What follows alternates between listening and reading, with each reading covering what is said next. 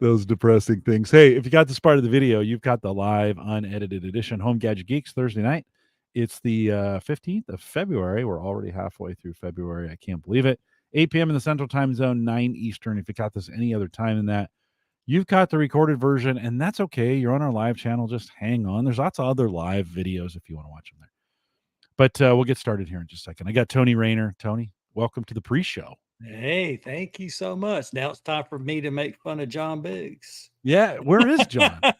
Oh, guess what? He's Isn't on a he doing? he's taking a Tesla winter course. Whatever. I think that's an excuse. Just to be honest, I think he's. I don't know. I don't think he's doing that stuff. He just says that conveniently. Oh, I'm teaching. Yeah, whatever, John. Jeez, show up every once in a while. But Ken, good to see you. Ken's checking in there in the chat. So Ken, good to see you. And thanks for coming out. And we'll give it a few extra minutes. You got a soft drink. You got a drink of some. I heard you open something. What are you drinking tonight? Well, we all relapse time to time, but oh, what is that? Oh, sun. I haven't seen that in forever. Diet Sun Drop, man. Wow. It's as soon as people say that, yep, you're from North Carolina, right?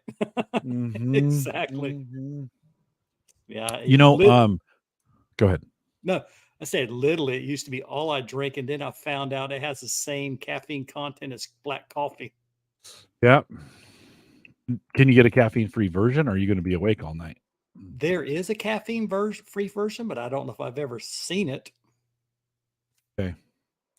There's a version, there's a ginger ale in Kentucky called Ale 8. That's a very similar, it's a regional soda that they just sell a ton of in Kentucky.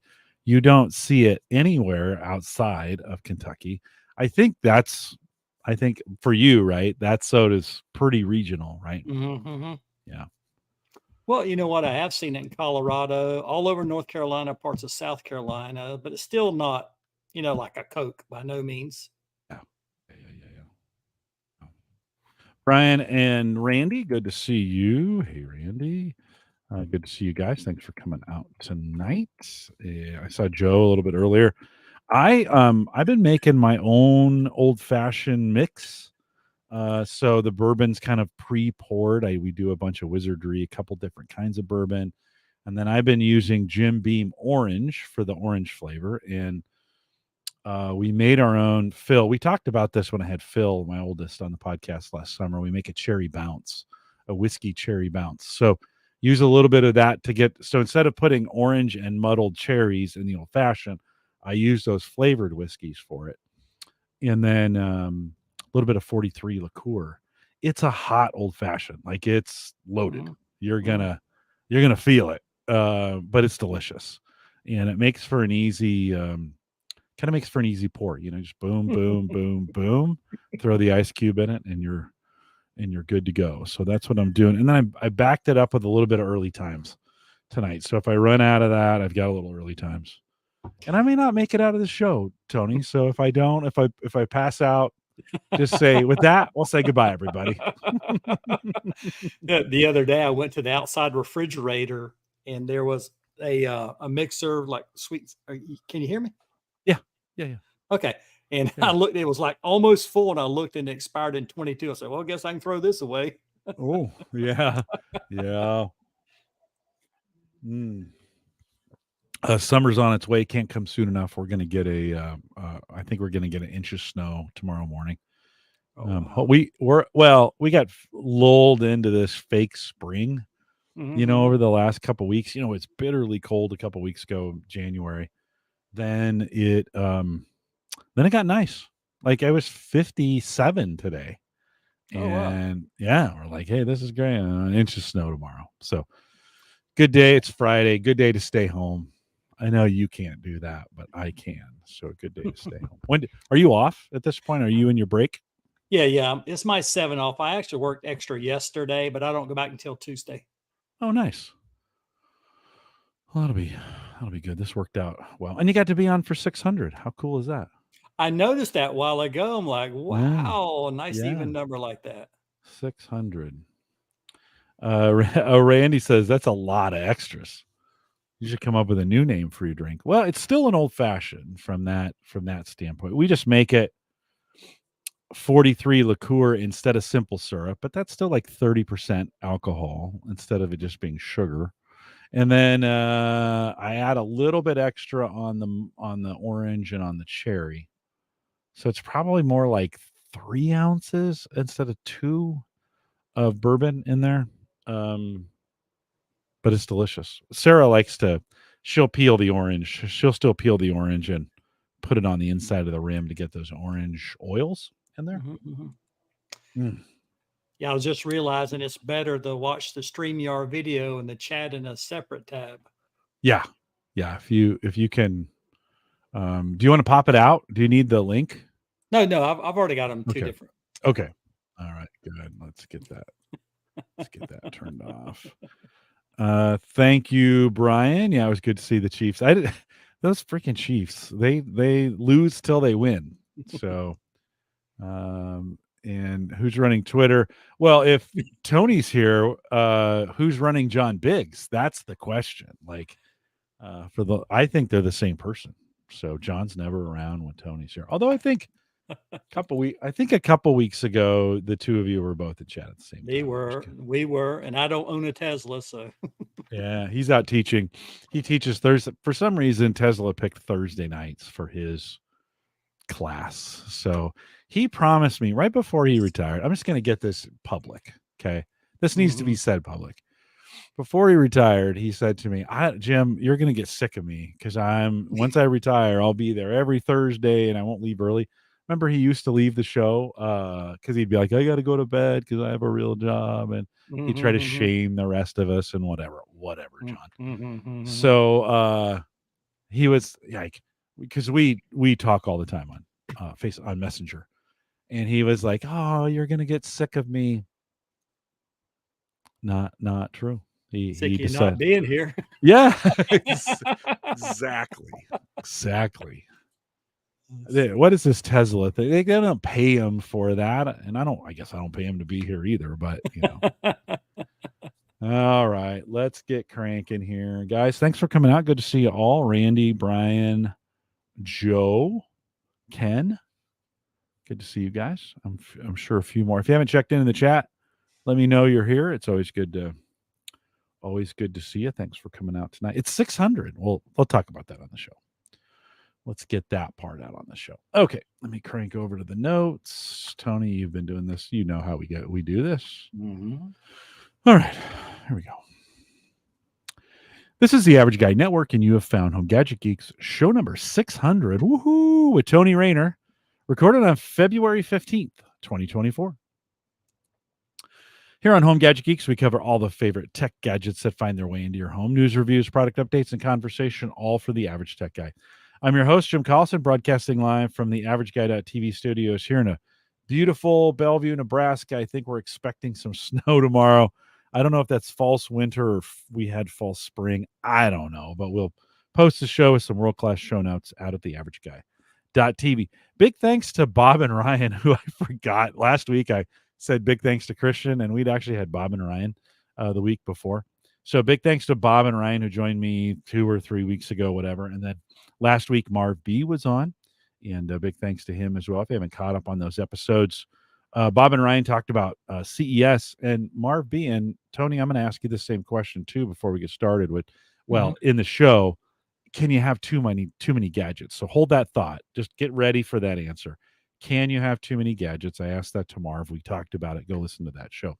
Big thanks to our Patreon subscribers. If you haven't joined us there yet, you can still do that. TheAverageGuy.tv/Patreon. We got a $5 plan. 1 month or whatever you want to do is fine with me. And a big thanks to those who joined us there. I mentioned Tony is with us. Tony Raynor is here. Tony, always great to have you on the show. Welcome back. Well, thank you so much, Jim. And I'll definitely talk on that question that you just asked a while ago. Yeah, don't answer it yet. I got a couple other questions before we do. Sure. One is, have you listened to Home Gadget Geeks from episode 1? No, it was very early on, but I don't think episode 1. Okay. Were you a home server show guy first? Yeah. And then, so you were listening a long time ago. And then at some point, joined us over here on Home Gadget Geeks. You've Yeah. been listening for a while. Yeah. That Entertainment 2.0, Home Gadget Geeks, all Yeah. the shows. Do you send the entertainment, Josh and Richard? Do you send them emails, email questions from time to time? Do you ever do that? I think I have a time or two, Okay. but not too much.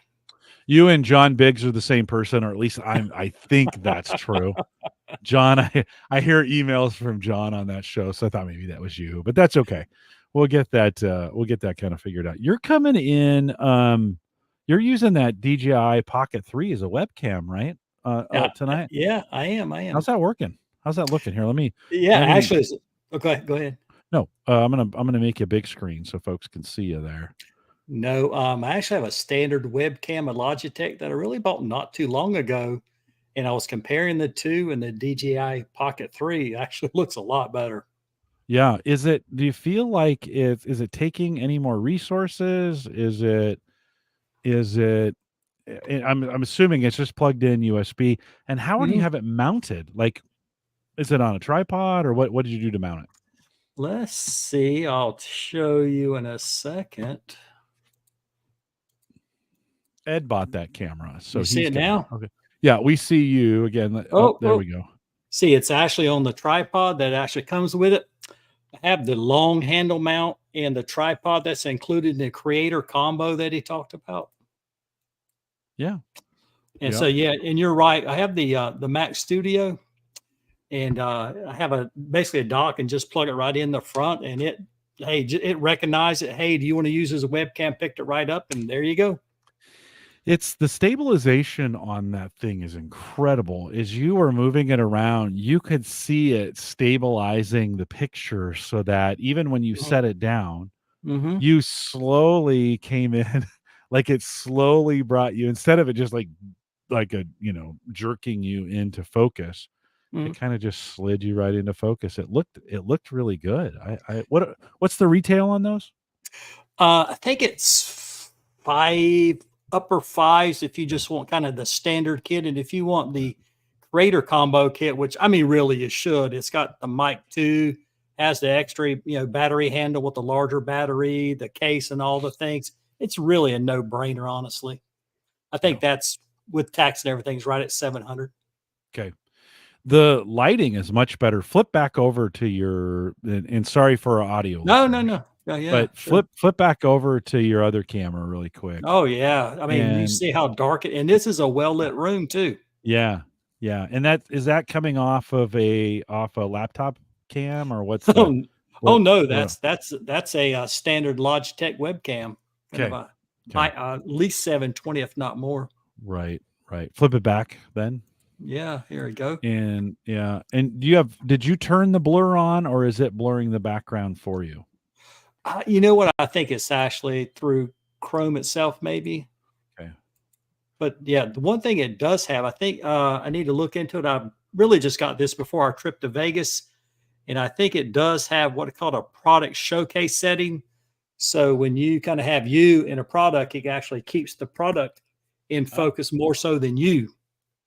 Oh, I see it moving. Yeah, it's well, yeah, well, it's so I have the active track on. I mean, this is basically a drone camera on a stick. Yeah. And so I turned on the active track. And the big deal with this, if you have a standard camera tripod, you put this on, you can kind of walk back and forth in your scene and it'll follow you. So you don't really need a quote camera person. Yeah. Why'd you get it? What were you hoping to use it for? So really so my family, when we go on different trips, I obviously love to take pictures. I'm actually trying to sort them on my Mac right now, which is just a disaster, even though this is media focused. I probably have 70 to 100,000 pictures. Yeah. And whenever we go, man, I love to take pictures, and I'm probably up on Google Maps to at least 1.3 billion views on Google Maps. Yeah. And I figured, hey, I'll have the little Pocket 3 and it's just kind of low profile. You don't have to carry a quote big camera, stabilization, gimbal. You can actually very easily actually turn it around, face forward, and it just be kind of a run and gun kind of camera. Tony, why'd you start doing that? The Google Maps. I mean, what's the motivation there? That's a lot. You do a lot. I mean, you're up there. That's a lot of views for anybody in that. What Well, was the well, up, motivation? well, up until about May, I was Android, for life. Yeah. And one day I taken a picture and it just popped up. It said, "Hey, would you like to contribute this to Google Maps?" And it's actually kind of a running joke. My family's like, "Hey, you take a lot of pictures." I'm like, "Well, yes, I do," because you don't. And so when it popped up, I'm like, "Sure, I'll contribute that." And it's kind of it's just kind of, it's what we do now. We go out to eat and they won't even touch their food until I take a picture. People I know go, "Hey, I went in the restaurant and I walked in the door and it popped up and there's a review by you." Does that for you? I mean, that's we in our family we have this thing we call a Walter Mitty moment. I don't know if you ever watched Walter Mitty, the movie, Yeah, I know what you're talking about. Yeah. where the whole purpose, not the whole purpose, but one of the themes of the movie is to live in the moment, right? Do you ever Mhm. feel like taking all those pictures takes away from the moment, like you're not present in it? Well, now that you mention it. So my wife goes, "I know you're going to go." We went to see Adele and at the Yeah, Coliseum and you two at the Spear. yeah, And she's, "I know you're going to video all these, things." And I'm like, "Okay." So I'm intentionally not trying to do so much filming like at Adele. Then later on, "Oh God, that was so awesome. I wish you'd have videoed more." But partly what I do is, have the smart home displays, and I have one in the kitchen, and have one in our bedroom, and actually as a camera display or a photo display, whatever. I have one at my mother's. And so every once in a while, I'll sort through these photos and I'll kind of throw them on the yeah, display in a kind of an active folder so we can, yeah, you walk in and you look at the display. So you kind of do relive yeah, those photos and say you take them yeah. and they're on your computer and you never look at them again. Yeah, no, for sure. I take them and rarely look at them. Every once in a while, maybe I'll thumb through. Lately, most of mine have been cocktails or cigars. That's seems or labels on the back of things that I couldn't read. So you put Hmm, the hmm, phone up to it so you can blow it up, right?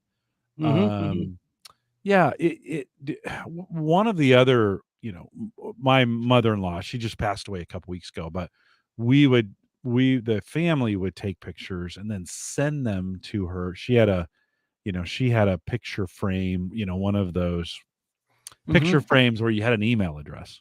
So you could Right. send pictures to it and then they'd show up for her. And she loved that thing. You could be constantly updating it. We've a couple times, well, not on this show, but I think on Ask the Podcast Coach, my Saturday morning show. I think I've poo-pooed this idea of pictures because they don't last very long. One, they don't last very long from a family standpoint. The kids look like you'll take pictures and the kids will look at them for a while, but then they lose interest. Their kids certainly don't have any context with those pictures, and so they go pretty Hmm. fast.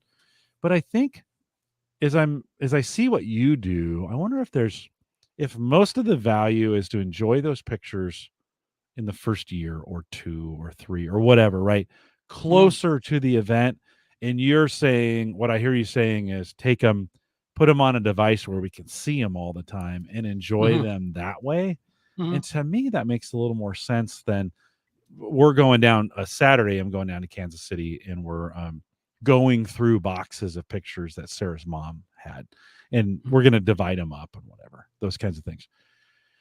So as opposed to that where you're looking at them 30, 40, or 50 years later, I don't know. Does that any thoughts? I mean, certainly it seems like you guys are enjoying a lot of those pictures you're taking close to the time you took them. Do you Hmm. think that's accurate? Yeah. Well, another thing, is one of the few Amazon Prime benefits left is you get free photo backup. Yeah.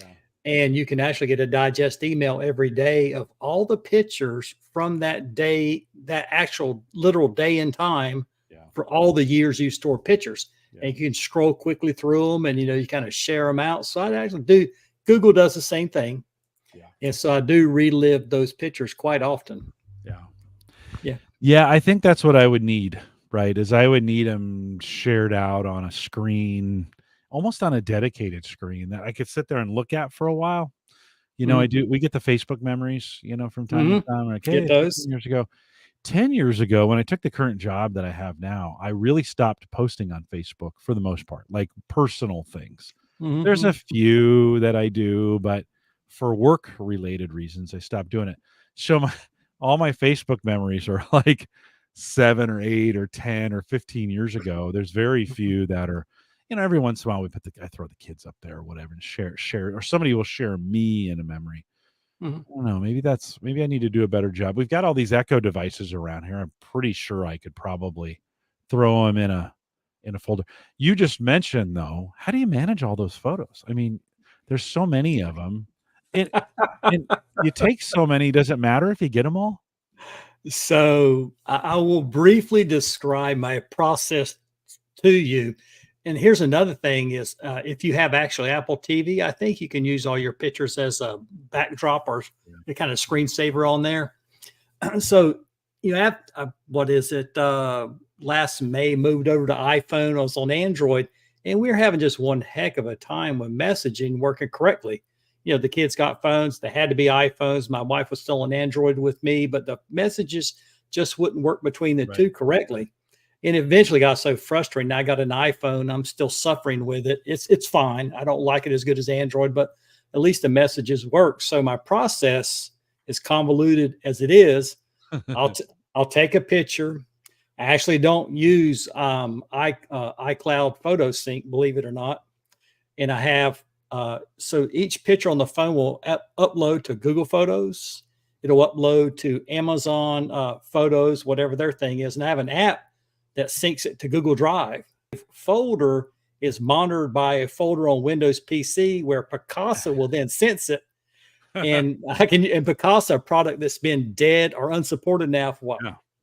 A 10 or long 15, a At long least. time. Yeah, at least. Yeah. Yeah. And so now I'm on Mac, and that Apple Photos, one, it drives me insane. It sorts pictures by oldest to newest. So all your oldest pictures are at the top. It's just insane anyway. Yeah. Yeah. But and even on Mac, what I just started using is Parallels to run Windows Yeah. 11. So I can Yeah. use Picasa on Yeah. Mac to sort my photos.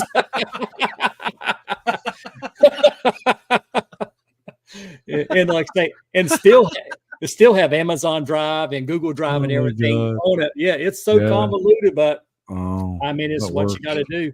Yeah, it works. Like I say, because my pictures are my most important digital asset more Yeah. than anything. Yeah. Have you always been a picture guy? I mean, have you always been a photographer, so to speak? What in the old days, how did that manifest itself before all this digital garbage? Well, you remember you paid to develop every picture, Yeah. whether it was good or Yeah. not. Right. Yeah, Yeah. you did that? So you had a lot of do you still have a lot of boxes of photos then in the house, Well, or did you and make it digital? you kind of alluded to it earlier. All the family, you're going to divide the pictures up. But remember, those Yeah. pictures age, they fade. Yeah. Yeah. And I even got a hold of some of my mama's pictures. You remember the kind of the photo albums and the kind of sticky Yeah. pages. Yeah. Yeah, Yeah. try to open those pages up Yeah. 20, 30, 40 years later. Yeah. I Yeah. basically destroyed those Yeah. trying to scan Yeah. those pictures in, and they were so terribly faded. So I mean, Mhm. that's something to think about. Yeah, you can rely on your kind of your physical pictures, but they're going to be faded. We must have had my mom must have hidden. We never seen these, you know, but she passed away 2 years ago. Hmm. We found boxes that I don't know why she hid them from us, like, but there we never seen these pictures before, Hmm. and she was a very open book. It was the weirdest thing. So we pull all these boxes out, and it's the afternoon after the funeral, and for that day and then the next day, we were over at my brother's house, and we're going through them, right? And everybody's laughing and having a good time, and then my brother goes, "Okay, we gotta do something with these. Who's gonna take them?"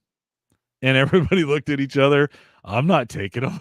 Like, I don't want them. Like, I don't want the burden of keeping these things. And, some of the pictures were like my great uncle Joe, who I met when I was 3. I don't remember.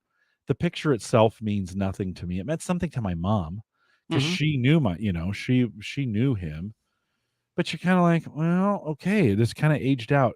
My kids won't even it's not even a it they're like, "This is junk."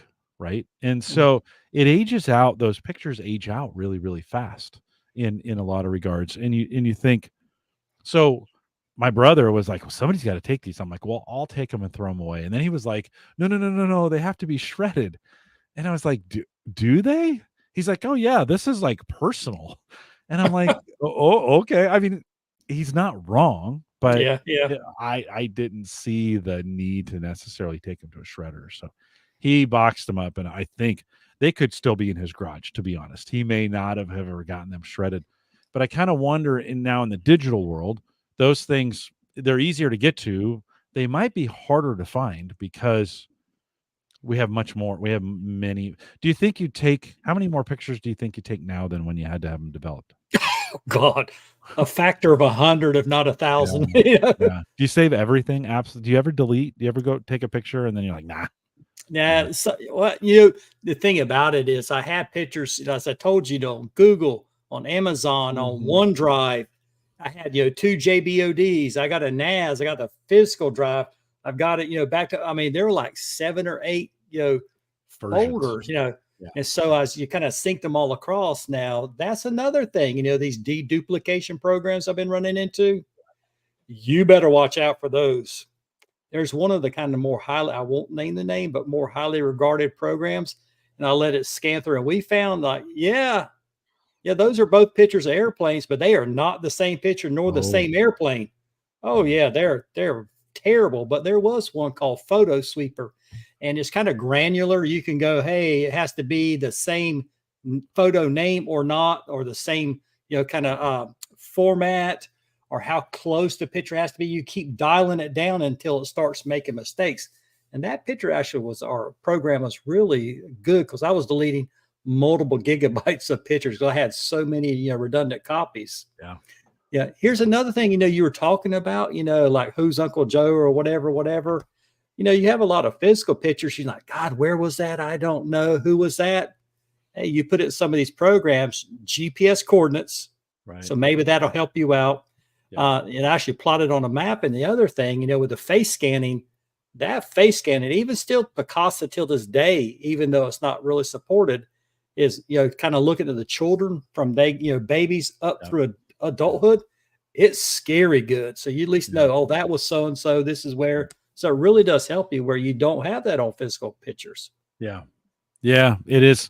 It's easier. You just have more of them, than you had before. Um, yeah. It's a. I think a lot of us have. Well, let me ask you this question: if something were to happen to you, Mhm, mhm. does your family know how to get to all those pictures? Like, Probably not.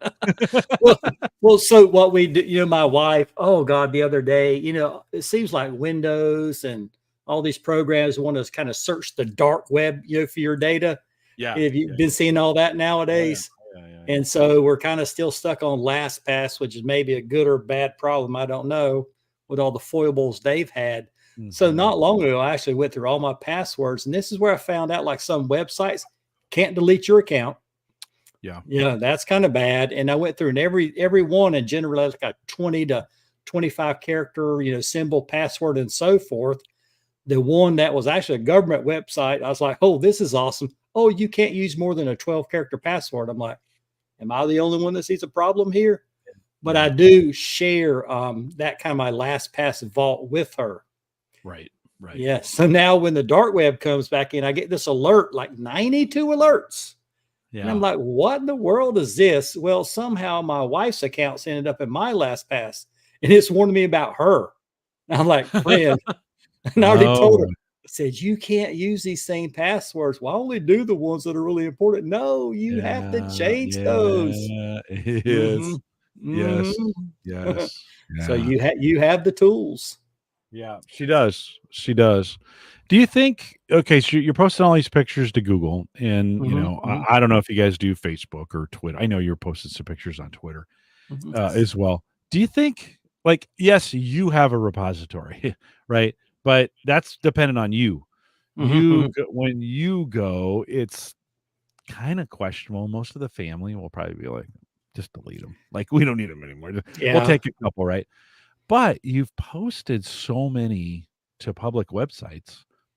Do you think your photo legacy actually has a better chance of surviving in Google Maps than it does with your family? Well, and that's the other thing, like you said, some of these places you just try to post like the best ones. Yeah. Instagram, Facebook, Yeah. like you said, Right. Google Maps, Right. YouTube, so I don't really do quite as much video, but at least there is a backup of some of the better ones, on there. And my wife, she may care about that, but even the kids, like you said, they're not going to care. They'll never look at this, but at least I Yeah. will be able to while I'm still alive and I can talk. Yeah. Oh, Yeah. hey, look at this picture of you as a baby in a diaper. And they're like, oh, Yeah. dad, don't do that. They'll delete it. This is the first chance So they get. exactly. It's out of here. Yeah, no, and whether how regardless of how you feel about it, Facebook is one of those places. We all share a lot of photos on Facebook. Not Mhm, everybody, mhm, but mhm, my kids post a lot of pictures to Facebook. They probably post more to Snapchat than anything else. Now, those don't live very mm, long. They kind of mhm, come and mhm, go pretty quickly, which is okay, I guess, in some regards. I do see some of their things popping up on Instagram, where I follow them mhm, as well. It is kind of funny. I don't use Instagram very much, but then I see all my kids' photos, and I'm like, oh, I guess they used Instagram a little more than I mhm, thought mhm, they did. Right? You got to kind of wonder those triggering systems, and I think Google, and you probably get a ton of these. They'll do hey, here's a year in review. They'll put a little mhm, mhm, they'll put a little montage right together for mhm. you. Do you get all those from the services Yep, at the end of the yep. year? Like, here's One a of the things year in review. is I have the Google One, subscription, 2 Yeah. terabytes, but they'll take, like you said, do different montages. They'll, make a daily digest. They'll even what is it? Where you kind of blur out the color in the background. They'll send you those kind of special. They'll make panoramas. They'll kind of send you that. There's another one, I forgot what it's called, but basically they'll make a motion picture out of a still picture for you. So there's kind of some little, add on to that. You wonder, do you think they'll start using some of those AI tools to create different, more animations or more things out of them? Or are Oh, you seeing any of that already? oh yeah. I think like say that motion from a still picture, that's already got to be some of that. Yeah. Yeah. Yeah. I didn't tell you how I won Valentine's Day, Jim. No.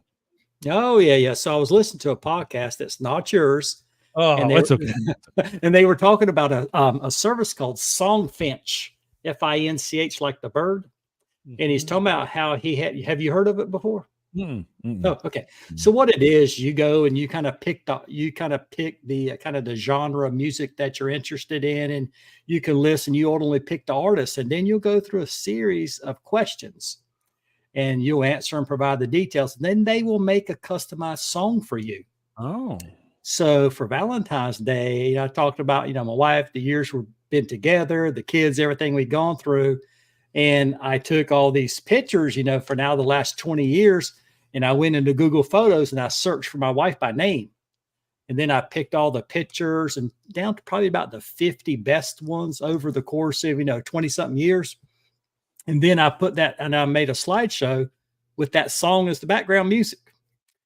And so I was at work yesterday and I sent it to her. She's like, she goes, oh, how cute Valentine's Day. You made me a slideshow. How original. Then all of a sudden she's like, wait a minute. That's my that's my name. Wait a minute, those are our kids' names. Then she realized that I had her a song commissioned. Oh. All right. And I then she goes, well, I guess you don't want that balloon and card anymore. we'll celebrate 35 years this what day is it? The 24th Uh-huh. here coming up. We always skip Valentine's Day because our anniversary is so close. I think it's Saturday. And so maybe I'll she's in the other room, so I have to be kind of quiet. Maybe I'll do a customized song for her and Let's play it see. for her on because we're going out. We've got reservations already set, and we're going out for drinks and then dinner, and then we may do a wine bar after that together or something along those lines. But yeah, maybe I could play this custom song for her Yeah, at I think the. it was close to 10 days to 2 weeks you need to allow. So Oh, I better get busy after. Okay, I yeah, gotta put yeah. Songfinch, Finch, all NCH. one Yeah, yeah, word. Songfinch.com. I'll have to yeah. check it out. Yeah, I That got was it. I I've thought it got was pretty cool, and of course they have the add-ons. They can take your lyrics and make them into different graphics, like in the shape of an LP or a poem or so Oh, forth. And yeah, nice. all kinds of things. Digital greeting card, all these little add-ons. It's pretty cool. Well, that is cool. On the website, there's all kinds of people crying and hugging each other. So did that happen when you played the custom song? Was there crying and hugging Well, so she or knows just that regret? I'm a man of few emotions sometimes. So I actually sent her the link while I was at work so she didn't have to cry in front of me or anything. Oh, nice. That is nice of you. That is Oh nice. gosh. Well, that's a cool, I mean, to tie that all in as we think, that is to have access to some of those pictures over the years to be able to bring in to give it to use for Mhm, that kind mhm, of stuff. That does make a difference. I think for me, Facebook is my repository of pictures. If I want to go grab one, I'll go and hunt through my kids' pictures or my wife's pictures. I post a few. I just don't post as many as I used to. And so I'll go hunt for those pictures there because I know they care. mhm, And they mhm, get some really good. My son, we were doing a birthday party last Saturday and we did a big fire pit. And so he was taking some epic pictures of the fire pit and cigars and that kind of stuff. And I'm like, they're super artsy. My pictures are just kind of terrible, to be honest. mhm, I look at yours and I'm like, man, those are awesome. And everything I do is just terrible. So I think I'm gonna live my life through other people's pictures, if that's mhm. okay. Is that okay? Can I live my life through your pictures? Yeah, and the way I look at it really is I'm not a photographer, I'm a picture taker because what the picture does is it reminds me of the experience. Yeah. Yeah, yeah. Oh, hey, can you remember when we did so and so? We went to so and so. When I see those pictures, I remember the experience. Yeah. Yeah. For my No, wife's right on. case, all she remembers is that Chevy Tahoe that we rented last summer in Colorado, and she wants one. That's what she remembers. Yeah, yeah. Although because I don't take a lot of pictures, I do live a lot of those Walter Mitty moments where I'm just there, just kind of take it in. The other thing I need to learn, I need to do that better. I get it with trips like that. Like you were in Vegas recently and you went to the Sphere and you did the Coliseum. In Coliseum? Is that the right? Mhm, Is mhm, that okay? mhm, I get super anxious before those kinds of events because there's people. I know this sounds weird. Like I'm a podcaster. I podcast to thousands of people, hundreds of people every week, maybe thousands if you could include my work stuff. But when I get around crowds, I get super anxious. Where you were at this in the Sphere, I mean, talk about technology. Holy mhm, buckets, right? mhm, mhm, I get anxious getting in there, getting to my seat, fighting traffic to get there, some of those kinds of things. And, I think I need to learn to let some of that go, because I just get super anxious before I get there. And then it's tough for me to take pictures or be in the moment just because I mhm, have some anxiety around. Do you get when you're well, first of all, you're up at the top, right? And that thing's mhm, super steep. Do you get mhm. anxious at all in the heights? You afraid of heights in there at all? Well, John Biggs knows about the only thing I'm afraid of is snakes. That's kind of the running joke. Oh my Yeah, God. yeah. I was never afraid of them until one fell on me. And ever since then, I'm like, I'm out. You're like a modern day Indiana Jones then. Yeah, no, no, no. Yeah, So there's a yeah, thing the other day. Would you face your worst fear for $1 million?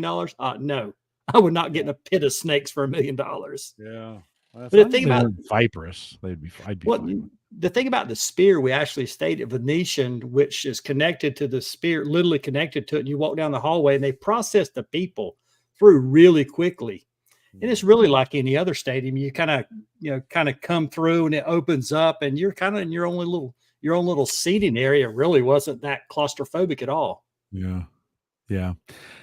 I get yeah, I gotta figure out how to get when I'm in those kinds of situations, I worry about being late or being in crowds or not being able to get out of where I'm at, right? And none of Mhm, those things, mhm. those are all irrational, you know?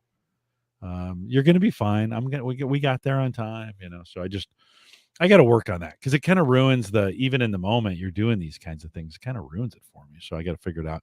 Brian says there certainly seems to be a need to balance of enjoying the moment and preserving it via photos. Tony, do you feel like your photo taking takes away from that or adds to it? Well, like I say, that's obviously a thing. You go to the concert and all you see are you kind of cell phones out everywhere. Yeah. So take a short, like one or some of the most important songs, maybe a quick picture, so forth. And that's kind of part of the between the cell phone and the Pocket 3. It's kind of running a gun. Oh, I'll snap a picture, just keep going. You don't have time to set up a quote real camera tripod. My family, we're on vacation, they'll just leave me, so I don't have time to do it. I mean, literally, I'm like, hey, where'd you go? Where'd you go? I don't have time for that. I'm trying to take pictures here. It's just a quick photo go. So it did you use your Pocket 3 in Vegas? I did some, but even that was almost not quite fast enough, because I was still trying to learn it and everything. Yeah. And because I had it Action 2, one of their, like say the DJI action cams, the screen's a bit smaller. So this has a full 1-inch sensor. It has the bigger screen, so everything's actually easier to see and change the settings and so forth. So that should help for that part. And like I say, the one thing about this is that I thought the actual image stabilization will be a little better. They talk about it because it basically being on basically a drone camera. And I thought that part would be a lot better. And it's actually pretty decent. But if you are kind of walking fairly normally, they said you might get a kind of vertical bob. They said what you need to do is called the ninja walk. And you kind of crouch down and you walk very slowly and purposely. I'm like, yeah, I ain't doing that. I am over some 6 feet, 1 inch, whatever. I am not a ninja. No, it would be hilarious to have that on a gimbal, though. So the gimbal would take out the walking motion, and then the stabilization on the camera would make that. I don't know. The pictures I saw of it were pretty great. It's pretty amazing how you just flip it out and it's on. Flip that screen, it's on instantly, and you can start. Is that pretty true to life? Is that you can just boom and it's ready to go? I think what they do is the first time you truly turn it on, it takes a couple of seconds, whatever, and then it kind of probably goes more into sleep. So when you flip it the next time, it doesn't have as far to wake up, but it is pretty quick, much quicker and easier to use and so forth than a standard camera or even a cell phone for video, because it will do photos, but it's much more a video device. Mm-hmm. Did you find the battery life pretty reasonable for you using it during, for events and stuff? Would it last all day if you were using it that way? No, I want to say, because like say I had the Creator combo. It comes with the add-on battery in the Pocket itself, without the extent, because it does come with the actual little extension. And that in the Pocket is reasonable, but just as far as being comfortable in the hand, the actual battery handle, which is probably, probably twice that, much more comfortable hold, and you'll probably get, I don't know, hour and a half or so of video out of it. Okay. And go ahead. Go ahead. No, you go ahead. I said you can actually charge it, like a battery pack, plugs right in and it'll charge it up fairly quickly too. You said though it's a better video camera than a still. Did you try taking still photos with it, or did you only do video? I think I really only did videos with it. We were kind of in the Venetian, the faux gondoliers, going through the canal in the shopping center, basically, trying to capture some of those. And the main thing about it, is some of the, I'm trying to remember what I was using that was really only horizontal photos, whereas this can do actually vertical too. And so much of like Instagram and, TikTok and so forth is, vertically oriented nowadays. So you have that option too. Yeah. Did you find, so you're using it now, I'm assuming as a webcam, it's also charging while you're using it. Is that right? So it's one of those kinds of things. The gimbal on it, can you see it? Like you've moved around. Do you see it moving, or is that software inside? No. Sensor's pretty big, right? No, yeah, it's a 1-inch sensor. No, you can definitely see the actual head. Like say if you like say I turn active track back on, as I move, you can watch the actual head follow Yeah. you. That's pretty good. Yeah, it's real good. And you watch some of the Yeah. videos, like I said, you have it on a tripod and you're out, wherever in the environment, or you're at a trade show, and it'll Yeah. follow you. Now, it Yeah. can lose you, but it's still pretty good. Do you have it in front of the screen at this point? Is it in front of your screen? So because you kind of look like you're looking at me, not exactly, but Yeah, you yeah. are looking straight ahead. So I'm assuming you have it in front of the screen. Yeah, it is. It is. I Yeah. have it actually propped up on a box about 4 inches tall, so it kind of more head Yeah. level.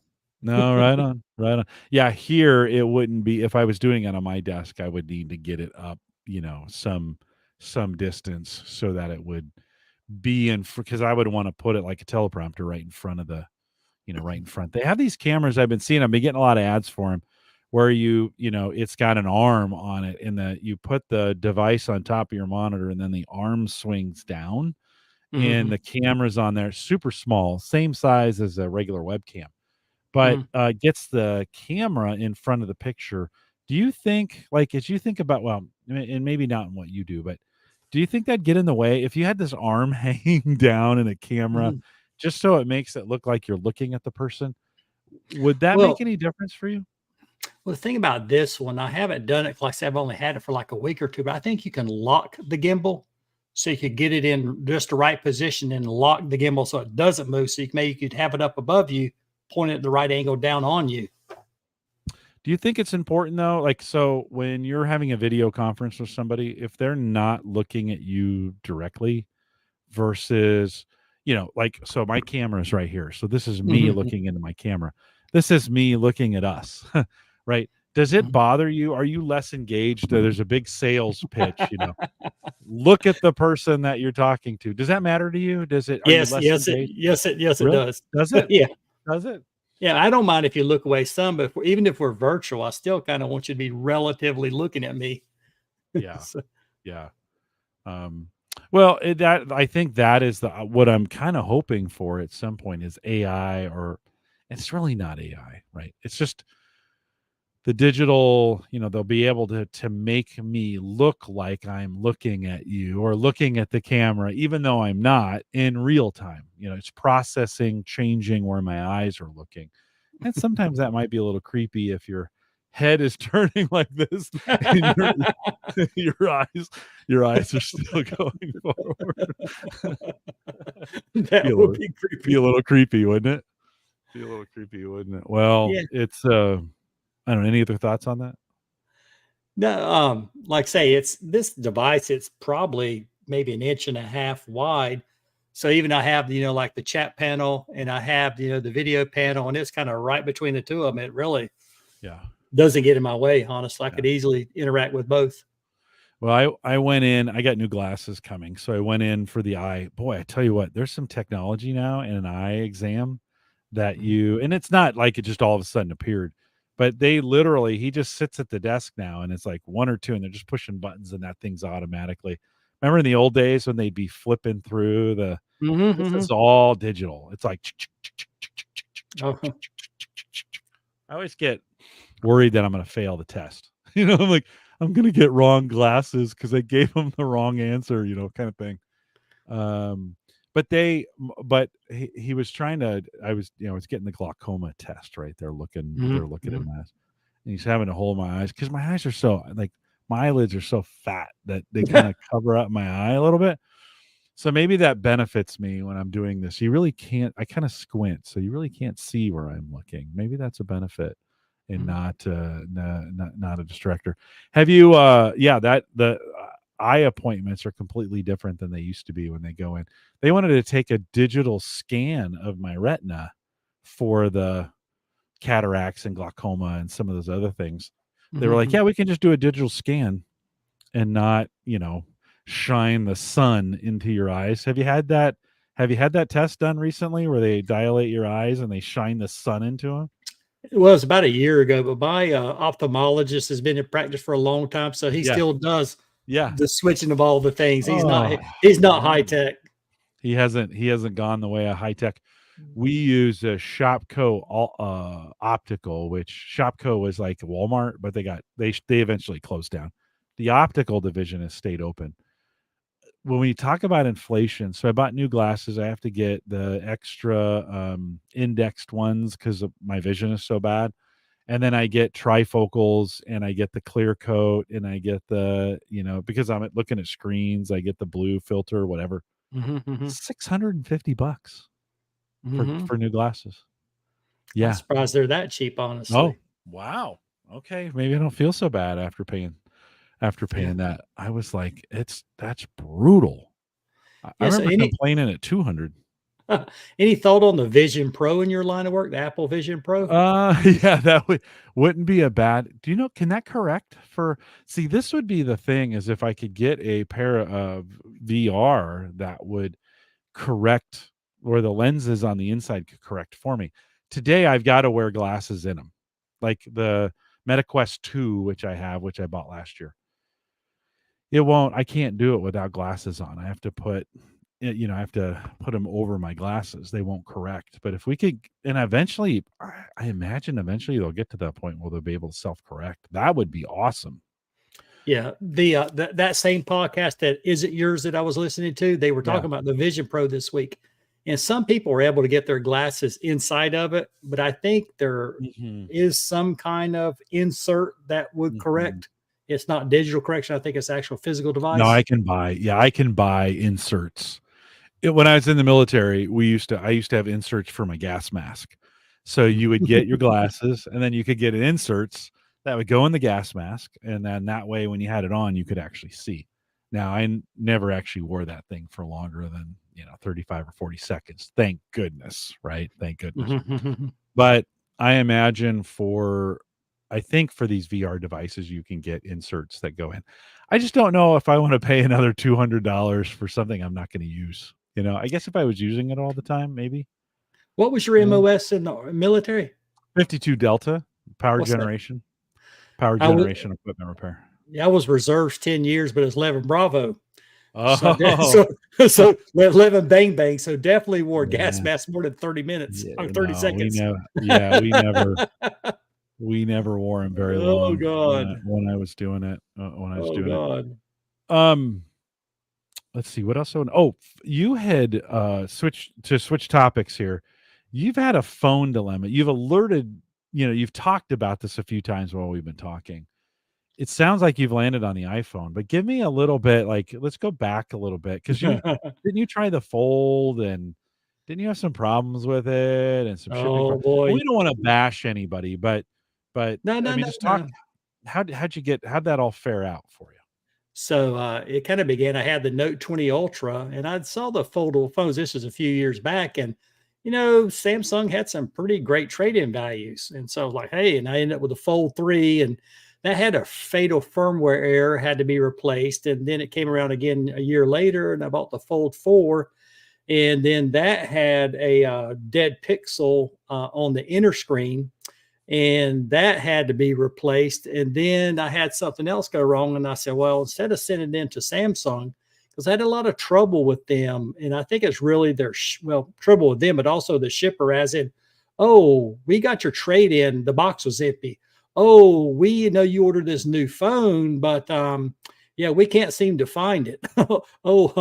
Just terrible issues with the purple, white, and I think maybe orange shipper, if you know who I'm talking about. Yeah, I do. Have an arrow. Just horrific.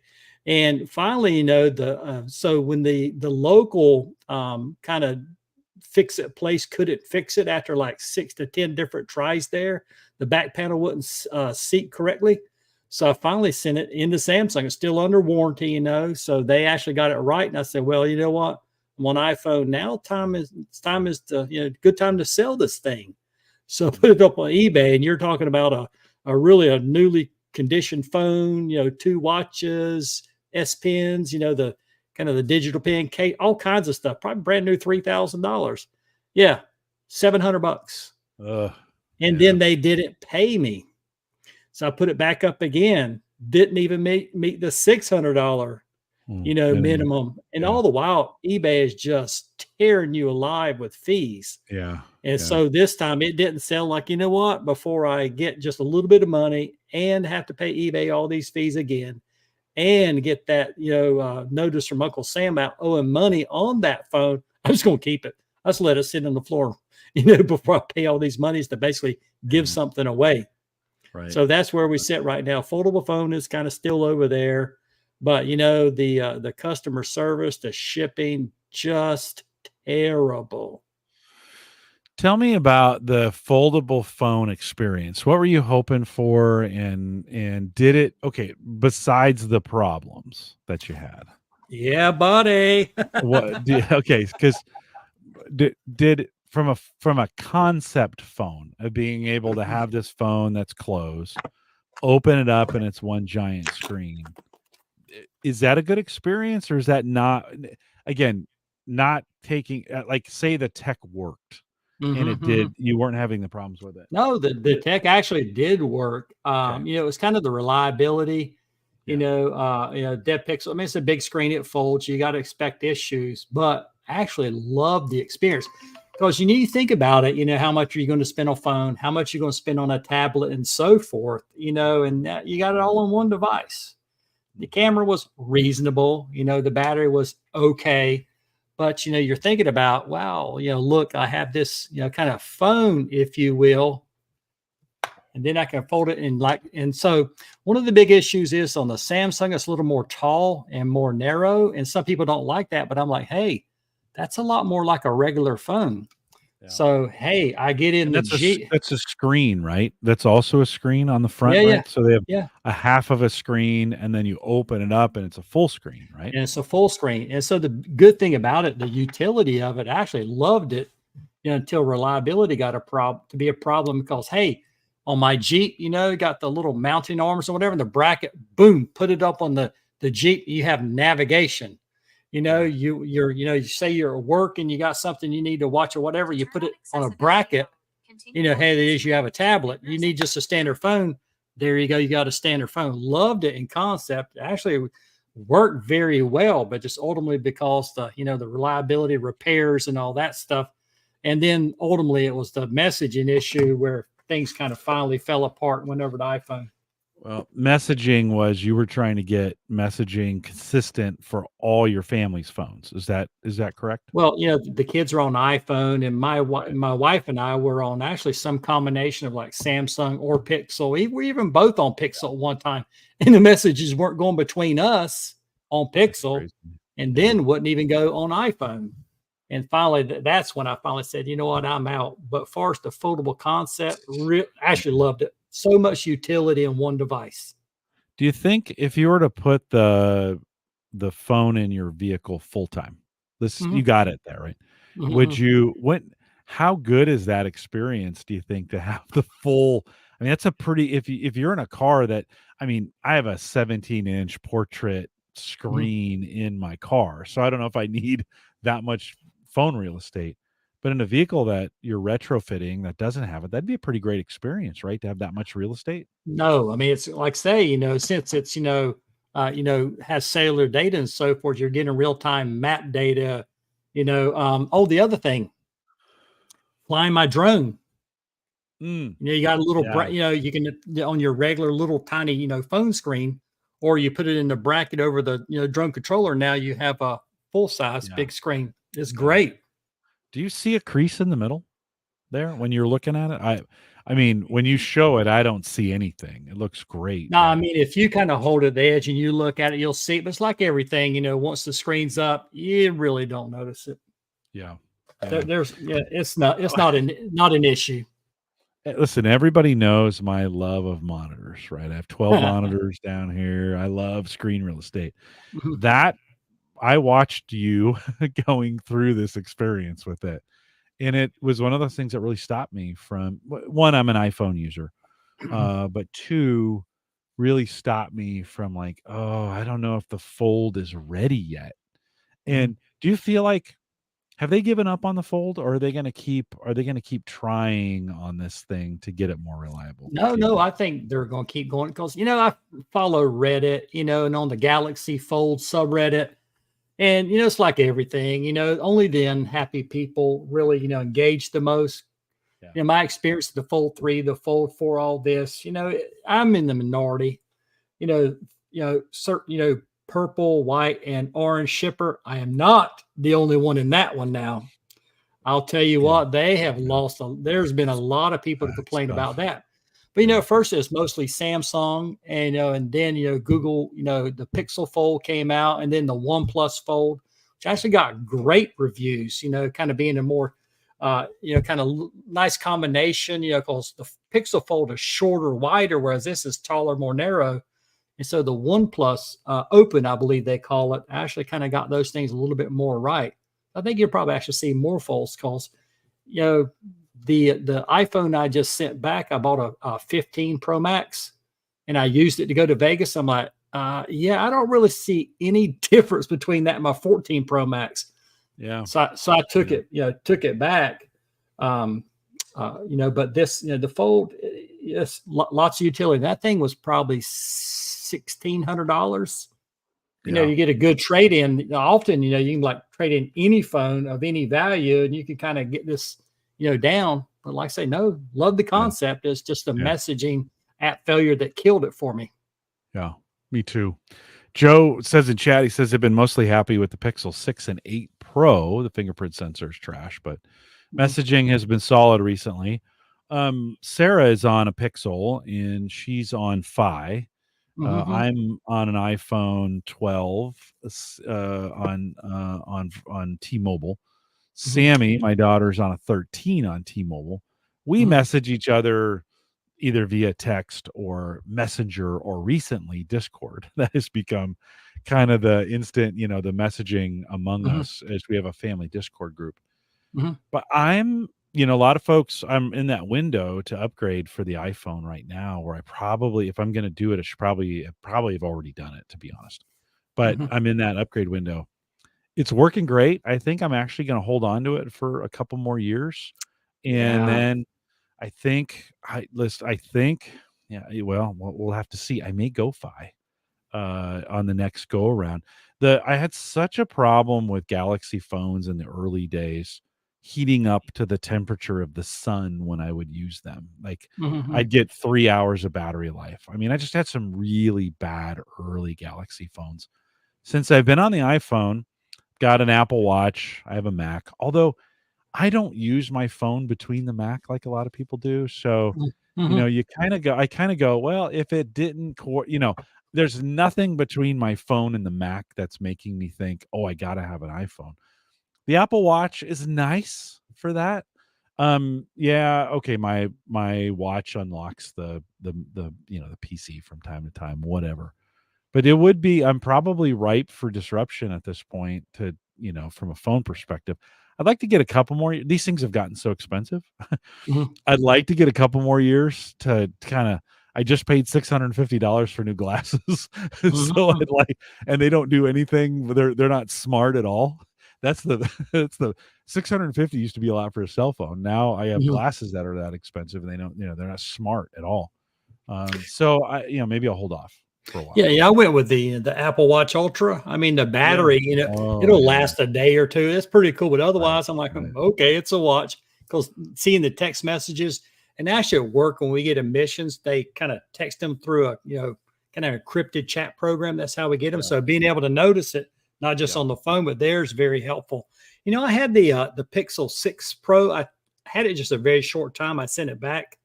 I had a Pixel 7 Pro. I actually liked it. The pixel pictures, I mean, smash iPhone. That may not be a popular opinion, but for me, their color science, their palette is superior to any. But I did have a pretty significant problem on the 7 Pro with the tensor overheating. mm, Especially the worst offender if you started running Google Photos interestingly enough, that phone would be you couldn't hold it. yeah. Yeah, I had the same problem on the old Galaxies. It was hot. Mhm. I'd get on a plane and I'd travel, and by the time I would get to my destination, that Mhm. phone was burning a hole in my pocket and the battery'd be dead. Hmm. and you'd be like, this shouldn't be. I put it in airplane mode, Yeah. or whatever, right? How Yeah. do you like that? How do you like that Ultra? Is it the Ultra 2? Just the one. Just the one? And how do you like that? Seems like hold that up for me. I wanna like that seems like and then show the side profile of that thing. It seems like that seems Tony, that seems pretty thick to me. Like when I look at that, how's that function? It's fine because we went to Best Buy, my son, who's an Apple fanboy to the extreme, just give me grief about Android every day. And Yeah, even yeah, now, I'm like, dude, I got a Mac Studio, I have an Ultra, I have a Pro Max, I have an iPad Pro. What else is it you want out of me? But I did put on just kind of the standard 45 millimeter, maybe Apple Watch, and then this. And I was like, oh, yeah, I'm old, can't see. Yeah, this is definitely yeah. the way to go. And I don't worry about the battery, so it's not too big for me. And I don't have the world's biggest arms. What features on it are you using the most, do you think, on Like the I say, watch? battery by far, screen Yeah, size, certainly for sure. And, the way it, projects, your text and so forth. I'd kind of look at the health and fitness once in a while, but that's yeah. kind of definitely the back door for me. Almost never use all the apps that come with it. Man, I don't use those. There were some old watches back in the day. Before I used to hang out with a bunch of tech guys from Oracle, and the watches they wore mattered. Like they'd buy some really expensive, Mhm. non-smart. This is the days before Mhm. smartwatches. Oh yeah. And they were in these, I mean, they were in these 5 to 1,000 to $2,000 watches that they were wearing. Would you buy, the Ultras, that's an $800 watch, right? Mhm. Would you buy a non-smart $800 Rolex and wear it? Like Oh, I'd love watches. I okay. mean, I have, Okay. I have some older ones. I got a very nice Citizen. Is it Citizen? But anyway, I can really appreciate a nice dress watch. So yeah, if I found one, I don't really have many of them, Okay. but I can definitely see the value because they are timeless. Hey, you're the Would guy that bought that, Apple Watch Generation 1 for $10,000. How's that working out yeah, for you? yeah. Well, it's true. That's very true. Well, here's what I struggle with is I wear the watch to get all the tracking. If I'm gonna go out for an evening, do I really wanna switch over to a Rolex and lose all the step and fitness? Not that I'm doing fitness, right? But Mhm, mhm, it's one of those kinds of things, like, I never wanna switch watches, and so even if I have a really nice watch that I bought kinda before this whole watch craze that I used to wear. I mhm, never wear mhm. it anymore because 'cause I'm wearing my Apple Watch all the time. So if you had a nice watch, do you switch that watch out with other watches, or do you wear that full time now? Now, I actually even sleep in it for sleep Yeah, tracking. I don't find it bothersome because maybe in the afternoon I'll get home every couple of days or so. It charges pretty quickly. And the thing about it, they have so many bands for it, actually kind of like, kind of what you're used to, the metal adjustable bands, leather bands, where it does look a little nicer. Even get a little guard, to kind of tone down this, the kind of silver accents if you want. So yeah, you can still wear it. It looks nice. yeah, yeah. Uh, yeah, well, I'm on a 4. Brian in chat says, "I plan to upgrade my Apple Watch 6 for the next Ultra model in the fall." I've got a 4. I'm also in this boat where, like, I paid 400, maybe 450 for this 4, which I thought was ridiculous for a watch. Mhm, Now, mhm, the Ultra's coming in at 800. But Tony, I may be in that boat where I'm like, well, should I probably just wait for the watch to fail mhm. before I go with the new one? Well, well, maybe you're not ready to ask that question yet. You're talking about simplification. Yeah, yeah, yeah, And that's me, yeah, because recently, yeah, like this is, I got two Nooks. I got a PCI built 10 years ago, still kills it. Two JBODs. I've got a NAS, had yeah. literally a Pixel 7 Pro in the Yeah. closet, a Fold 4, multiple watches, and like, time out, time out. We got to Mm. simplify this. Mhm. And so that's why, now I have this studio, which it's pretty neat. I get the little spinning beach ball thing a lot more than I ever thought I would, Really? so yeah, buddy. Really? Oh, Oh yeah. wow. Because especially Huh. this, there's a lot I do like about Mac. I don't think it's all that great or Right, better right. than Windows, to be very honest. But if I try to run like even Finder, any programs that point to folders with a lot of files, it does not like that Mm, mm, whatsoever. mm. But as I was talking about earlier, before we came open, hey, I got the studio, I can run Mac OS. Now I'm running also Windows 11 inside Yeah, Parallels, which yeah, really works very well.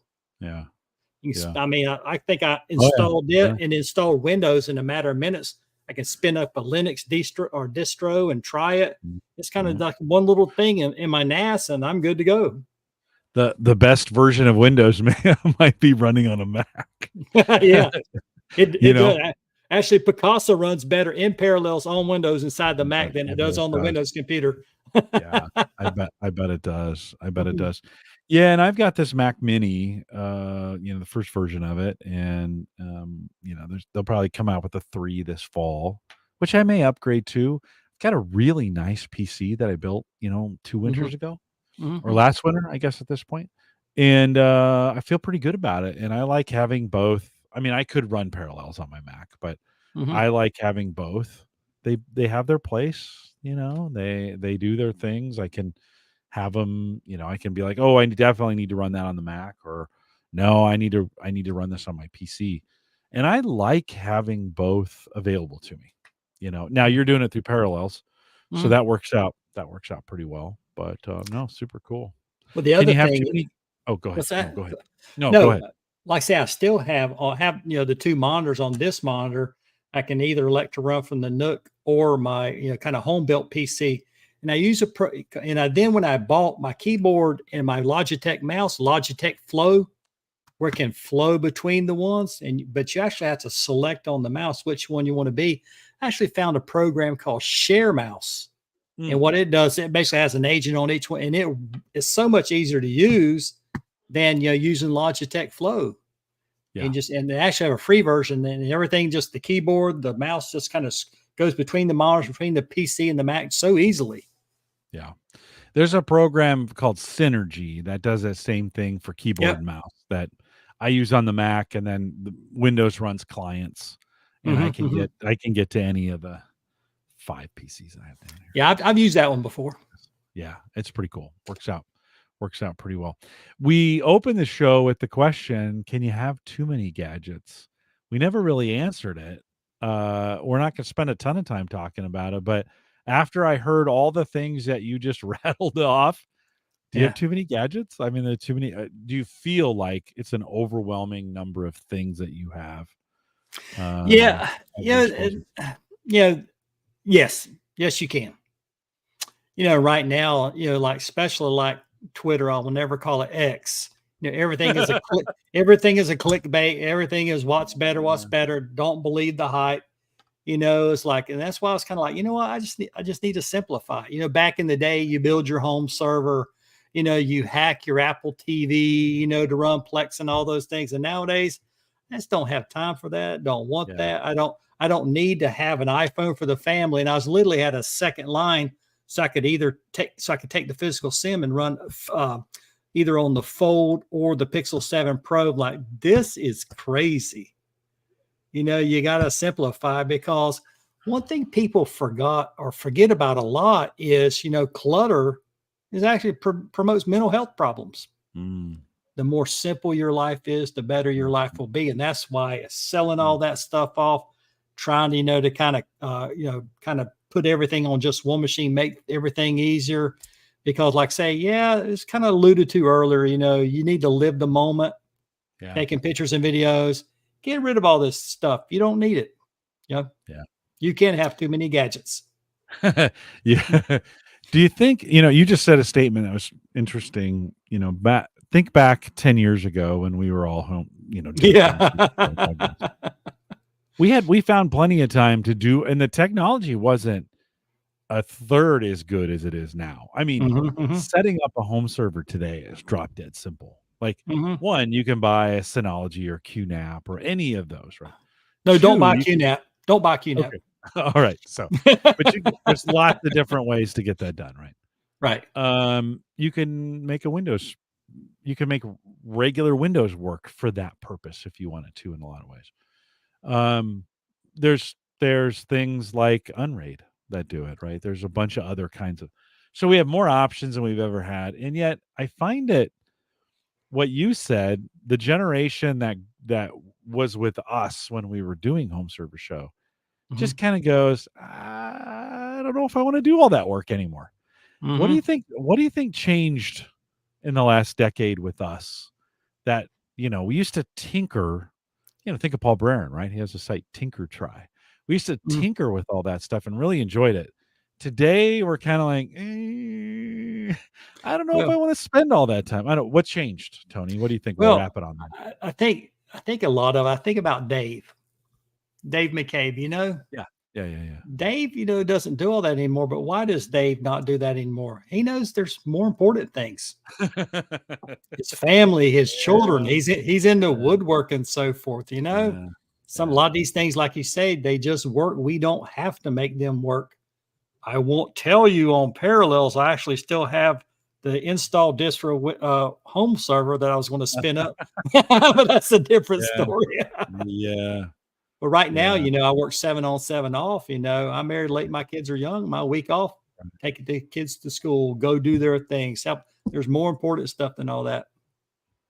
Yeah, you'll never one day on your deathbed say, "I wish I had more gadgets." Man, I wish I'd kept all that data on my home server, got it back. Exactly. Yeah, it's interesting. I asked myself that question a lot, where I was super passionate about building and keeping all that stuff and having it. Today, you're kind of like, and I wonder if in that day there just weren't, we didn't have cloud options like we have today. And today, all that stuff just works, right? You just load it to, you were saying, you load it to Amazon, you load it to Google Drive, you load it to, right. And it, for the most part, it's doing a lot of those things for us Well, where we some used to of have to do that. it. Yeah, Remember, well, no, for sure. Crash Plan dead, Bitcasa dead, Amazon Drive Yeah, dead. yeah, yeah, yeah. You're back No. to on-prem again. Here we go. Yeah, yeah, that's true. No, all that stuff is true. Yeah, I don't know. I think about it a lot. I think the shows I do now are much different than the shows that we used to do 10 years ago, Home Gadget Geeks is 13 years old. If I go back to 10 years ago, they're very tech, they're very nerdy. Mhm. Now they're more dad technology where we just use the stuff. We talk about how we use it, not necessarily the technology behind it or the code or the development. I have Gavin on. He's coming on here in a couple weeks. He's still writing code for, he's writing code for Home Assistant. And I just Mhm. think that's the last thing I'd ever want to do is write code for the stuff. So I don't know. Maybe we're just getting old. Yeah, So like just maybe like that's home automation and all that. I was kind of into that, and then that just kind of withered away. Now I do it simple, control the lights, and God, I must. And I wanted to mention on this show, talking about all the foibles of the delivery and the foldable phones on that. Mhm, mhm. There was one other time that Gavin Campbell was right. I should have listened to Gavin Campbell. So during COVID, the kids did virtual school. My son, of course, wanted a MacBook Air. Oh, got to have the MacBook. But my daughter one also. She goes, "Oh no, I don't like that. I want a Windows computer." So I bought my wife and daughter both Surface laptops. Mm. Gavin says, "Don't do it." Yeah. Gavin was right. Had a ton of problems with those Oh, devices. yeah, Gavin was right. unfortunately. Yeah. Yeah. Joe in chat says, there's still a lot of people doing it, just younger people than us. Maybe we just grew up, Tony. Maybe we just grew up and got old and we're like, "Yeah, I don't wanna do it." Yeah. I still listen, I still enjoy, there's a lot of integrations that I still enjoy, and I still love having all the technology on my desk, and I'm running Home Assistant, and I've got an Unraid server, and I'm running a lot of home automation. And I'm always kind of think I got crypto. I still have some crypto stuff running. So I still love all that stuff. Mhm, I do. mhm. I do. So what are you bringing up there? This is one thing I think you commented, about technology everywhere. Oh, yeah. Yeah, yeah, yeah, Yeah, yeah. so this is a stethoscope, and it's actually electronic, and it's using tech. I don't know if you can quite call it AI. And the idea is that on the stethoscope, when you put it on the patient's chest, you can actually see the EKG tracing the heart Oh, rate. wow. Yeah, but the other Wow. thing, it'll actually interpret the heart murmur. Oh, Yeah, and the other thing is to my, because at work, let me find. I think I had it on the desk here somewhere. Well, anyway, I had a did you set of did you just pull the head of that thing off of there? well, I was getting ready to show you. Yeah, I actually have some bone conducting headphones, but this thing is also Bluetooth. So for like, far as cleanliness and so forth, you can connect this. Oh, wow. You can connect it to your Bluetooth earbuds and so forth, and you can actually listen to the patient without actually having all the stuff, actually the traditional Yeah, tubing in yeah. your ears and so forth. And also, what it can do is it will sync to your phone. And if you so desire, you could share it with the patient. Wow. Yeah, I don't know where. I thought for a second, I actually had my Shocks bone conducting headphones because I wear those at work all Yeah. the time. Do you think we get to a day where where we have a VR headset that's not what we have today? Obviously, that's not Hmm. sustainable, but Hmm. something that's on your head that's got earbuds in, and you've got a device like that you pull out and put on the patient, and it starts reading real-time stuff, and then you start seeing things Hmm. that are maybe AI generated that give you some indication of the patient's health. Well, this is actually a little bit different. There for about a year, I worked in a hospital in the mountains of North Carolina. And so I was the only provider there. And, being a physician assistant, you have to be supervised by a doctor. And so every few days we kind of round together. Well, what it was, was actually a little cart with the camera and he could see the patient. It had a Ah. so it had actually had a stethoscope you could put on the patient's chest. He could quote, listen to them. And, so all like kind of ultimate telemedicine, if you will. When, a week after my surgery in December, Mhm, mhm. I got food poisoning. Oh God. So I was just, I got sicker than a dog, and I had been only out of surgery for a week, Mhm, mhm, and I'm in the bathroom mhm, heaving my, just, food poisoning. It's not over until your body gets all of it out, right? mhm, mhm. And at one point, I'm having trouble breathing, and I can't, I'm sweating. And, Tony, I thought I was gonna die. For the first time in my life, I thought, "This is it. Something has broken loose in my prostate area, and I'm bleeding internally, and I'm going into shock, and I'm gonna die on the bathroom floor." So I say to Sarah, "Call 911." I Mhm, never mhm, thought I'd ever say those that mhm, word, "Call 911." Well, they came in and did an EKG on me, but they did the old school, open it up, and they're trying to stick diodes. Is that what yeah, they're yeah. called? Diodes in? Electrodes. Electrodes. They're trying to stick electrodes, and I'm sweating so profusely, they're just falling off, and at Mhm. one point, I'm actually holding them on with, doing this thing like this to kinda hold Yeah. them on. Would a stethoscope like that have been that you showed me, would that have done a similar in what just put it on me? Would that have done a similar job of pulling an Well EKG? well, so this actually so when you do, an EKG, you can do more, but the standard is 12 leads. This is Okay, just kinda one pathway, if you will. okay, okay. So it only So not monitors that so one not a direction. standard EKG. Not I No, was It was so funny because he must have gone through the next day. I looked in the trash, and there was like 40 of the stickers. Yeah, yeah, yeah. He just, the poor guy just kept sticking them on, and it'd drop off, and he'd put a new one on, and it would drop off, and so Mhm, at mhm, the end of the day, they were like, "You're good. Like, EKG is good. Your heart looks good. Your breathing's good. We can't find anything in your lungs. Your blood pressure's fine. Everything looks good. You're just gonna have to weather the storm." It's kinda mhm. what he said to me, right? He goes, "We could Yeah. take you into the hospital, but then you're gonna be monitored there. Chances are, you know, chances are you're just gonna need to write it out here." And I said, I think I'll just write it out here." And that was 6 hours before it was finished. Like, it was a long night. It was awful, Tony. It was the worst experience I've ever gone through. Yeah, But GI illness is a big thing. oh my gosh, the body's pretty serious about getting rid of that stuff, and it just, unfortunately, my daughter, we both had the beef. We ordered out that night. We had Mhm, beef. Sarah got the chicken, so she ended up she didn't get it, but we got it. Must have been in the meat. mhm, mhm. And it was awful, but it was an interesting, it was one of those experiences when you think about medical field and technology. As you were showing me that, I was like, oh man, how much easier that would have been. I've got the AFib thing on my No, watch. oh God, don't do that. No. That's not a good thing? Is that what you're saying? No. No, no, no, don't go to your cardiologist, said, "Hey, my watch said I had AFib." Yeah, don't do that. Really? Like, wouldn't they? But Well, I I mean, mean, you could run a I mean, real not test. not Then, not hopefully. not saying you shouldn't do that, but they will definitely do medical grade equipment to Yeah, validate. yeah, yeah. Yeah, Yeah, for yeah, sure. No, for yeah, sure. yeah. Don't you think though some of that stuff could be good just as early warning, or at least to it's better than nothing, right? For Mhm, some mhm. people who don't ever go to the doctor, it might be a better might Yeah, be half it the might population you call men.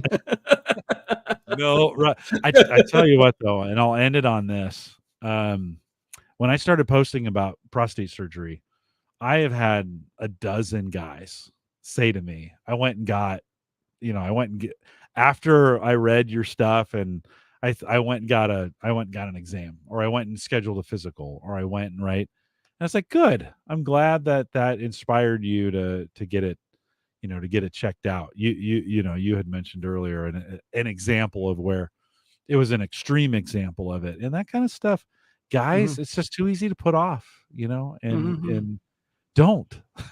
It's so easy. Yes, it's super uncomfortable. It mhm, is. mhm, Trust me. Listen, I've been probed and poked and things jammed up areas that we don't want to talk about in both ways. And it's uncomfortable, but I'm glad I've done it. I was telling you in pre-show.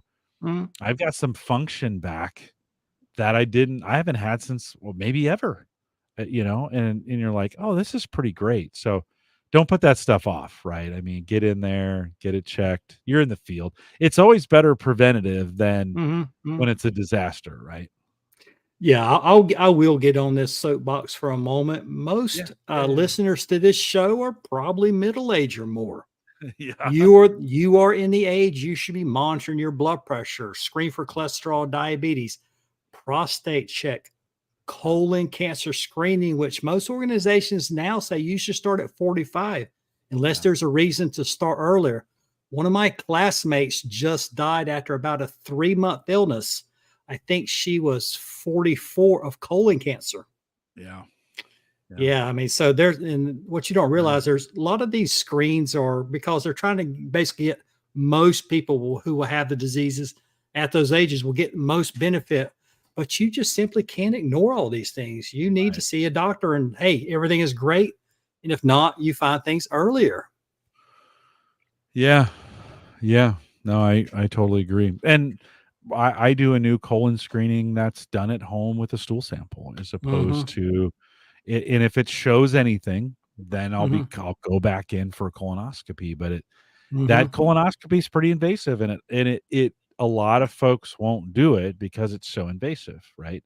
Well, they have some screening things that you can do ahead of time. Mhm. If you have a history of family colon cancer, you should Mhm. absolutely be getting checked Yeah, for you sure. yeah, if you have a family history, they traditionally, I believe, will want you screened 10 years prior to that person being diagnosed. Yeah. Yeah, yeah. And I have a history of diabetes in my family, and so I'm really careful about some of those things. Now, Mhm.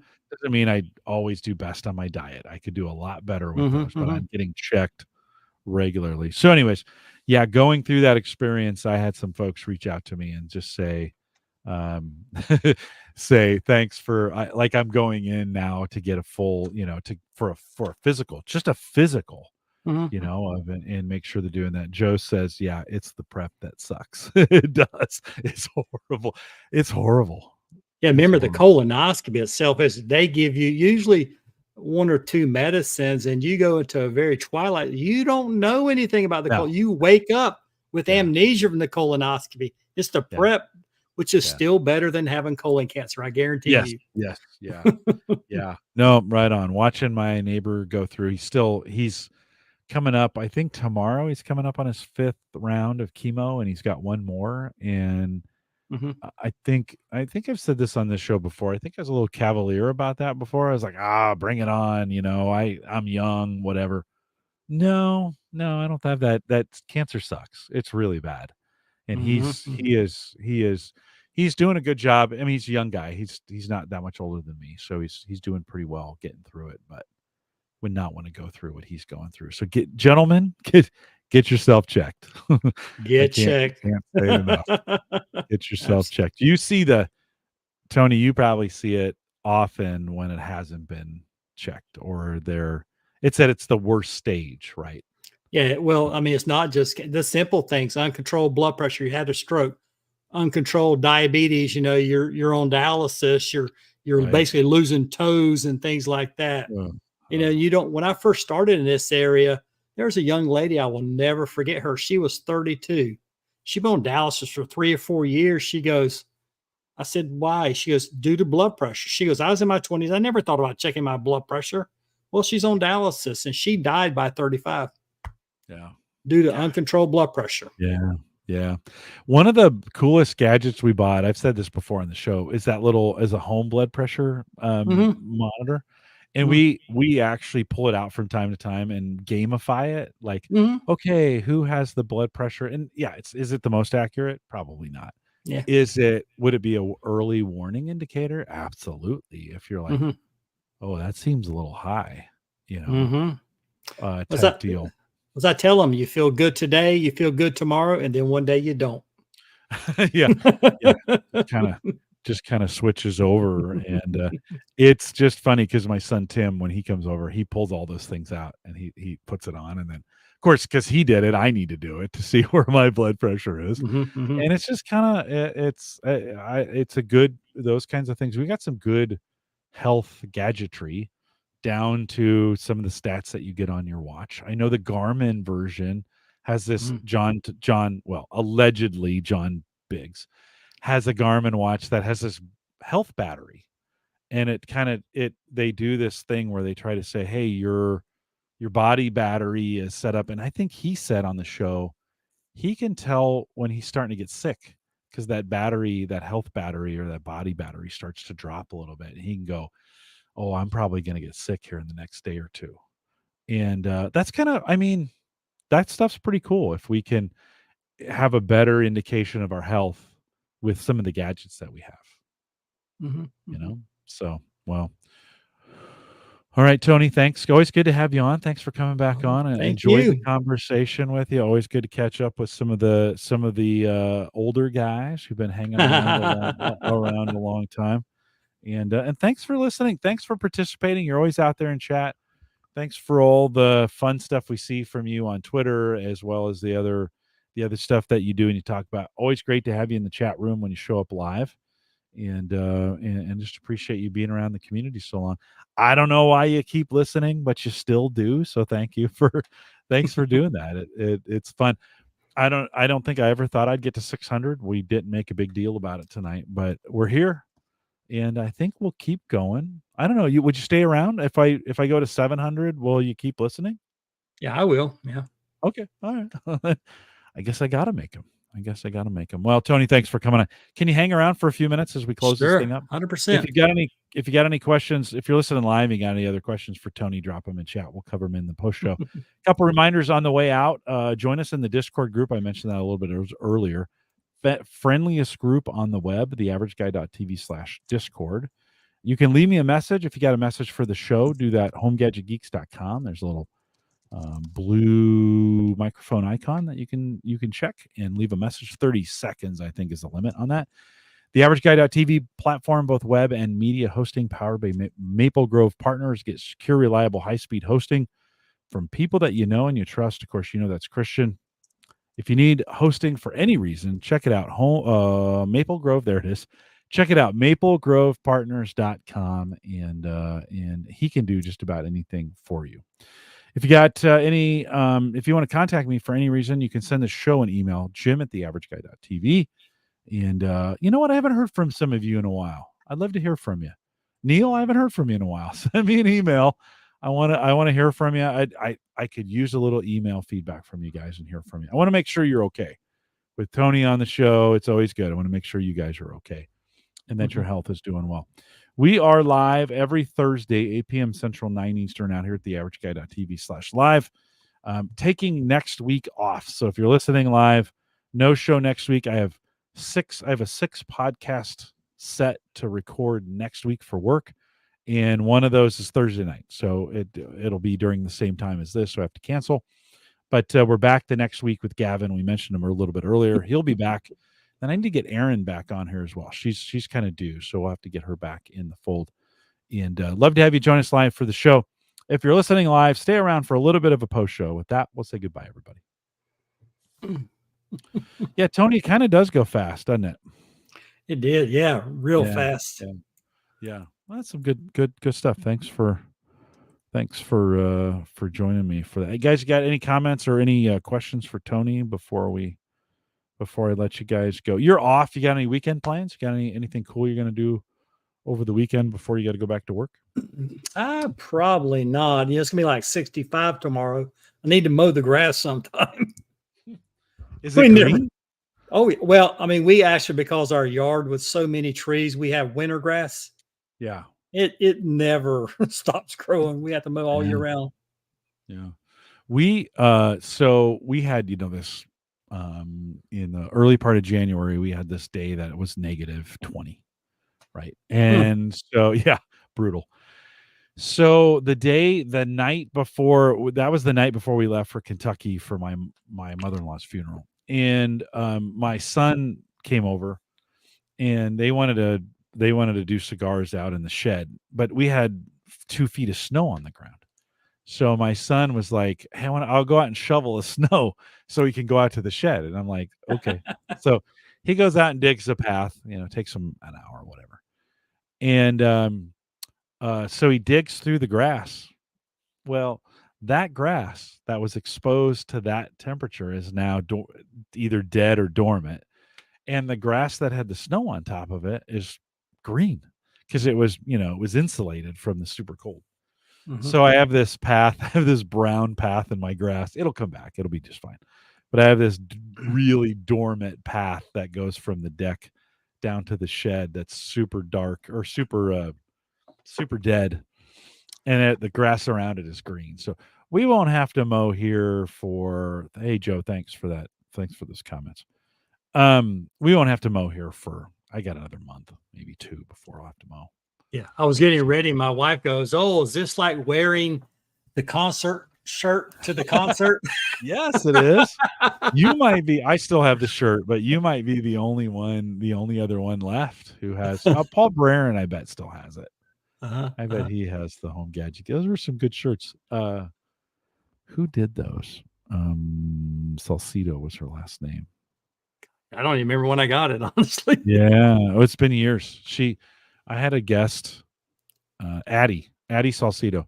She set up the store for me and put the shirts, made the shirts, took my logo, made the shirt design. Then when you guys ordered them, they made them on demand, right, through Amazon. And I said, if you do that, you can have whatever, money you make off them. I'm not interested in making money. Just people wanted t-shirts. I don't know. We must have sold 20 or 25, 30 of them. And so yeah, it was a good way to do it. I was like, I don't want to deal with it. If you want to make t-shirts though, that'd be awesome. So I don't. And a few of us still have them. I still have mine. Sarah wears it from time to time. She likes wearing it. So guys, I don't see any questions coming in, so I'm going to let you go. My voice is starting to go, maybe a little too much whiskey. And I will see you guys. Tony, hang tight for me 1 second. I will see you guys in 2 weeks. Again, don't forget, no show next week. I'm working. Then we're back with Gavin in 2 weeks. So thanks for coming out. Thanks for being with us. Always great to have you guys out there and chat. And we'll see you in 2 weeks. Take care, everybody.